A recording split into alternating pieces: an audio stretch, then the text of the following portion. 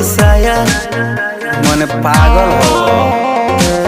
अरे हटो ना कौन बोलिया उठल लिया अभी बाट नया नया जनी बना तू बेहाया कर दाया रो दिसाया।